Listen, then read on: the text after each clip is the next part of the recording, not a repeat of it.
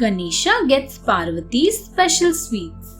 One day, Parvati made some sweet rice cakes. When Karthikeya saw this, he asked for some. Parvati smiled and said, "Son, these sweet rice cakes are special. They have great holy power hidden in them. Only those who are worthy will get these cakes." Karthikeya asked, "What are those holy powers, mother?" Parvati said, "Son, mere inhalation of the aroma of these rice cakes imparts immortality. The person who eats these sweet rice cakes shall get immense powers. I have decided to serve these rice cakes to the one who is most worthy and deserving."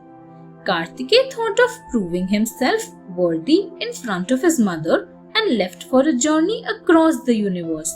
He decided to visit all the pilgrimages and attain blessings from all those places. Meanwhile, Ganesha, who was listening to his mother and brother's conversation, decided to worship his parents. Shiva and Parvati were pleased with Ganesha's thoughts and gifted him the rice cakes.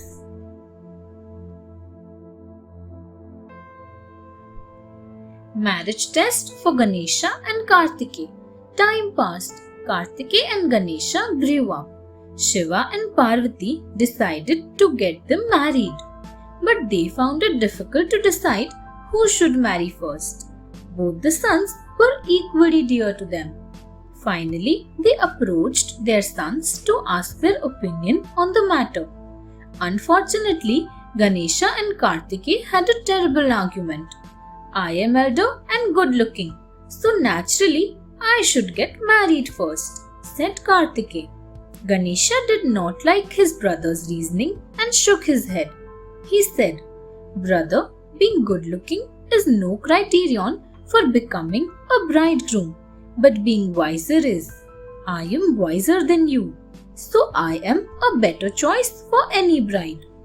When Shiva realized that his sons were unable to propose a solution to the confusion, he announced that the two would compete on a challenge. "Karthikeya and Ganesha, here is the challenge. You have to go around the universe thrice. Whoever returns first can marry first." Karthikeya was happy as he knew he could outrace Ganesha.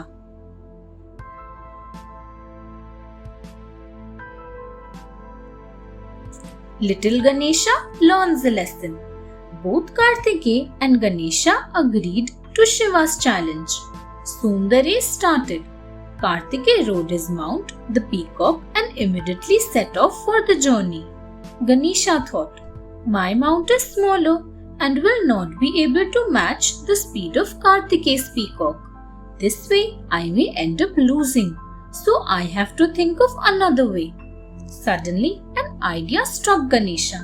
He smiled with confidence.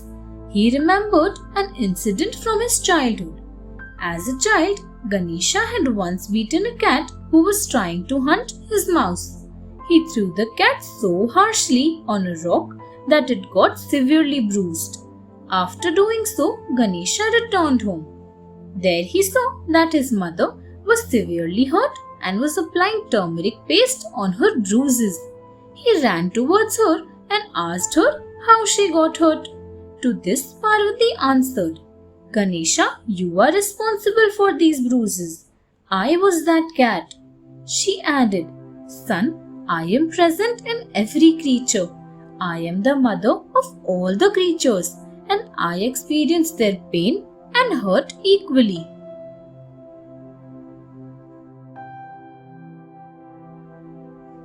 The quick thinking Ganesha. Ganesha learned an important lesson from his mother. He learned that God lives in the soul of every creature, and one should not hurt any living thing. From this lesson, he also found a solution to the problem he was currently facing, the race between him and Karthikeya. He went straight to Mount Kailash and stood in front of his parents. Parvati exclaimed, "You are still here? Ganesha, are you not participating in the race, or have you accepted your defeat?" Ganesha knew how to answer the queries of his mother. He was also aware that Karthikeya might have covered a long distance by that time, but he was calm. Ganesha immediately bowed down before his parents and touched their feet. After getting their blessings, he then walked around his parents thrice. Shiva and Parvati could see what Ganesha was up to. They were pleased that Ganesha had a wise approach towards difficult situations. Thanks for watching. Do like, share, subscribe to Sahil Book House.